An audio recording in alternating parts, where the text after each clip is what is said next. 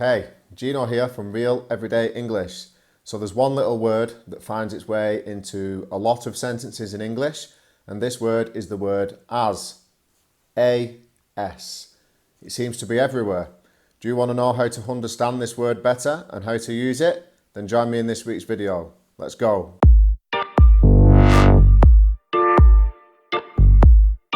Happy Sunday. Welcome back to the channel. It's me, Gino, from Real Everyday English, and we're going to take you through another English learning lesson today for absolutely free, and hopefully it will improve your vocabulary or understanding just that little bit more, taking you one step further to whatever goal it is that you want to achieve with your English. Now, before we get into this, I just want to mention something. Native speakers from this part of the UK and any part of the UK, I'm not sure about Americans or Canadians. You'd have to consult a native from them countries to know, but here in England, especially in Northern England, in Manchester and the surrounding areas, which is where I live, it would be easy for a non-native speaker to confuse the word as in AS, with the word has, as in HAS, because a lot of the time when native speakers use the word has, they completely miss the H sound off the front. So I'll give you an example. As I look through my kitchen window, that's the word AS. As I look through my kitchen window, I can see the trees blowing in the wind. But if I was asking somebody a question such as your brother finished his diploma yet? That is the word has, but oftentimes people completely miss the H sound off the front, so the two words sound the same. I just wanted to explain that little thing for you. So now I've finished wittering on about some of the colloquial accents and colloquial speaking patterns that you might find here in England. I suppose it's time to get on with the examples of how we actually use the word as. And the first one that I can think of, I've got 7 examples by the way today. And the first one that we use it a lot is we use it as a comparison to refer to the extent or degree of something. So, for example, as big as a house. So you're saying that this thing here is as big as a house. Another one, as quick as a flash. As quick as a flash. Now a flash is a flash of light. Usually when we take a picture with a camera, there's a flash. So as quick as a flash. So somebody did something or something happened as quick as a flash. As meek as a lamb. As meek as a lamb. Now meek means timid. So you could just say he was timid.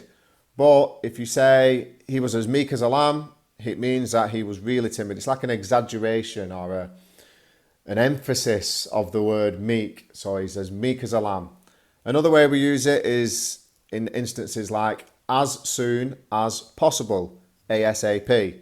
So if you can do that as soon as possible, I'd be very grateful. So as soon as possible, as quick as you can, as intelligent as you can be. It's a comparison and it's for emphasis. Okay, moving swiftly on to example number 2. I always do that on these videos. I have my earphone in my ear. I don't know why. It's because I'm using my headphones as a microphone. We'll get onto that example later. Right, okay, so example number 2. We use it to emphasize an amount. So you'll often hear this on things like the news or when somebody is speaking formally. So they could say something like, as many as 42 companies could be affected by this change in tax law or something like that. So as many as 42 businesses. Now you could say just 42 businesses will be affected, but it's the emphasis to say as many as. It's an emphasis on that number. Or you could say the sound of the tree falling could be heard as many as 10 miles away. Or as much as 10 miles away, one of the two. Example number 3. So we use the word as to indicate that two things happened at the same time. So, I'm scratching my head as I drop the pen. because the two actions were happening at the same time. I actually used an example of this earlier in the video. As I look through my kitchen window, I can see the trees blowing. So them two things are happening at the same time. As I look through the window, I can see the trees blowing. They're happening in conjunction.